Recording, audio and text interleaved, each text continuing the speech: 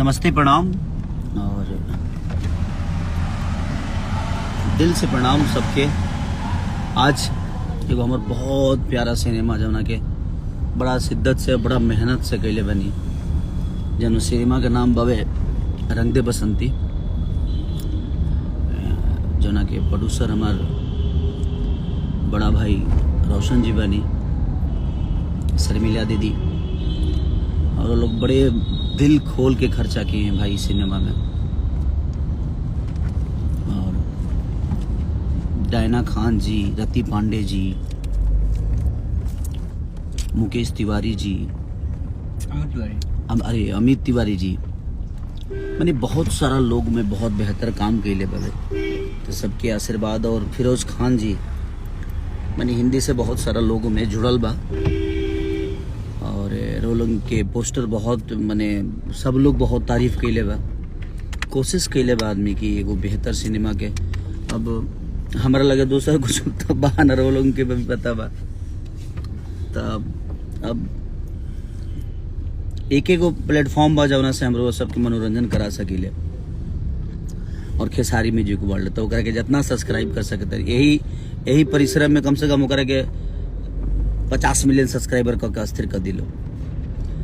हाँ, दूसरा कोनो उपाय नहीं कि कहीं दूसरा जगह से गाना भी छूटत नहीं क्या, हमार प्रॉब्लम बा। और ठीक बा, होला जीवन में बहुत सारा चीज होला कि का कहता ना कहता, अब हमें पर सोचल बंद कर दिले बनी कि हमारे के गाली देता कोनो बात ना, कि हमारे के बुरा बोलता कोनो बात ना।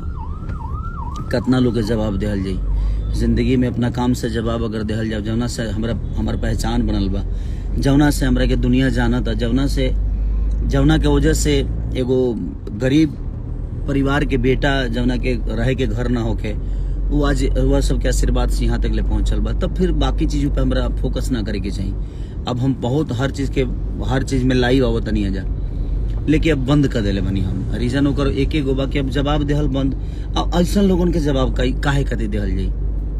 एगो हमार जवाब हमरा बुझाता जेबे मतलब के कुछ ओकरा बाद 10 गो कंट्रोवर्सी, एगो शब्द के ओकरा के 25 तरीका से तोड़ मोड़ के लोग बोलल शुरू कर दी। एगो छोटा सा भी मतलब के कुछ हुई तो ओकरा के 10 तरीका से उल्टा साबित करे खातिर कुछ लोग शुरू कर दी। तो जब रुआ के गलत साबित करे खातिर ही लोग दुनिया बैठल बा कुछ लोग, तो ओकरा खातिर हर जगह सफाई देवे की जरूरत नहीं है। हमरा आज अच्छा लगल कि आज हर जगह फेसबुक से लेके इंस्टाग्राम से लेके और हर बहुत सारा कलाकार भी शेयर कर ले बड़े भोजपुरी इंडस्ट्री के। तो सबके दिल से थैंक यू की लोग, यश मिश्रा जी, कल्लू जी, डिम्पल सिंह जी, तो बहुत सारा लोग के लिए तो दिल से धन्यवाद बरवा सबके की लोग भोजपुरी भाषा के प्रमोट करे में अपन योगदान देता नहीं, तो दिल से थैंक यू। और प्रेमांशु भी है जो उनके हमारे पहला गुरु, जिंदगी में पहली बार हम एक्टिंग करनी तो वहाँ के डायरेक्शन में करनी, तो दिल से धन्यवाद प्रेमांशु भैया को भी, और रोशन भैया और शर्मिला दीदी, सबके दिल से धन्यवाद। डायना खान जी, रति पांडे जी, जितना भी हमें लोग काम कैले हुए सबके दिल से धन्यवाद। Love you all, thank you so much.